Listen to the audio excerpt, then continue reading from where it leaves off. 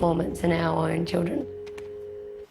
Well, Paul Fletcher is the Parliamentary Secretary of the Minister for Communications in the Federal Parliament. He joins us from Canberra. Thanks for being there. Now, in modern Australia, should it be part of the social contract that governments guarantee that there be cheap, uninterrupted, high-quality broadband for people living on remote farms and in remote communities? Well, it's certainly important that there should be high-quality broadband all around Australia. That's why we're spending some $2 billion on the two long-term satellites that will be launched, the first of them to be launched October, November this year. That will deliver 25 megabits per second peak speed down, 5 megabits per second peak speed up, a lot faster than the interim satellite service. Look, there are some issues with the interim satellite service.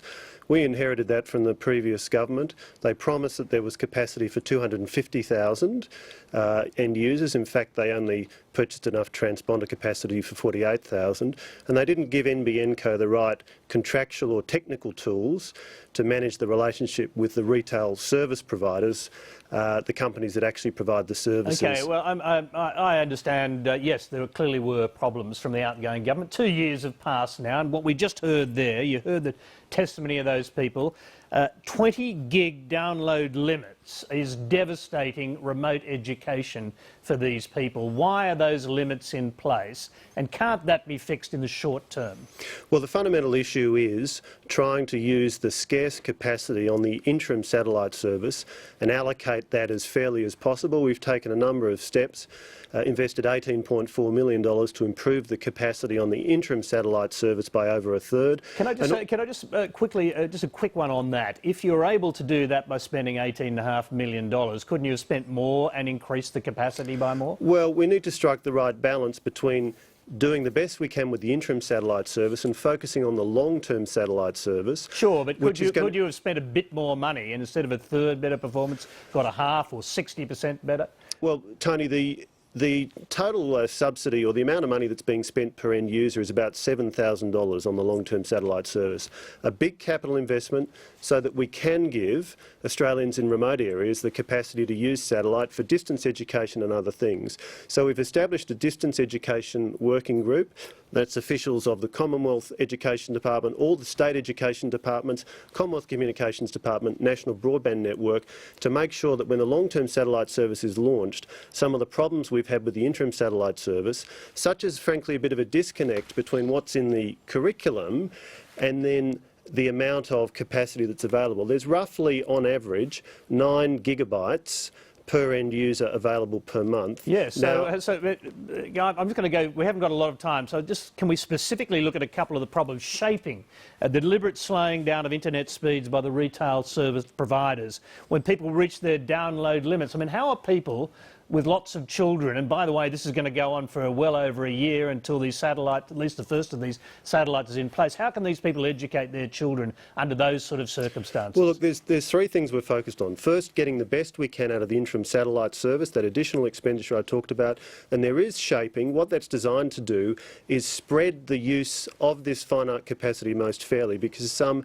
20% of capacity was being used by 2% of end users. Now, no criticism of end users, but there was a problem in the end-to-end system. Second thing we're doing is making sure that the long-term satellite service, we have an education product which is best suited to the needs of distance education users.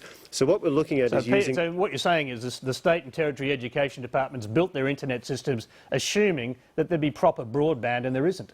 We need to have end-to-end coordination between the Commonwealth, which is delivering the satellite, and the state and territory education departments. And what we're looking at is having a second port on the modem in the end user's home, and talking to state education departments about whether they could provide a dedicated service over that. The technology is there to do that.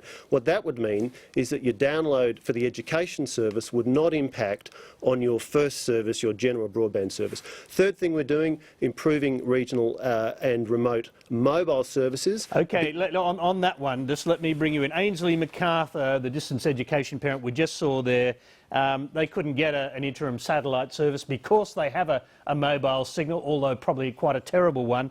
They're actually spending $480 a month just to get the downloading data they need to educate their kids. I mean, this is not sustainable, is it? And certainly when the long-term satellite service comes along, the end user prices will be significantly cheaper than that. But the other thing we're doing is increasing the physical availability of mobile. 499 new base stations have been committed to under the Abbott government's program to spend $100 million on improving mobile coverage. In fact, total investment will be $385 million, 499 new base stations, Telstra and Vodafone, all around the country under a program that we took to the last election. We've just announced the results of. That rollout will occur over the next 3 years. Okay, final question, one we didn't really get answered earlier. If you spent more money getting more space on that transponder, could you fix this problem now? Well, there is actually a finite amount of transponder capacity on current generation satellites.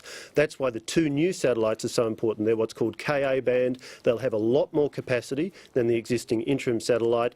About $2 billion of taxpayers' money being spent on making sure that people in remote Australia can get the broadband services they need, including for distance education. Paul Fletcher, we thank you very much for being there. Thank you. And that's all from Lateline. You can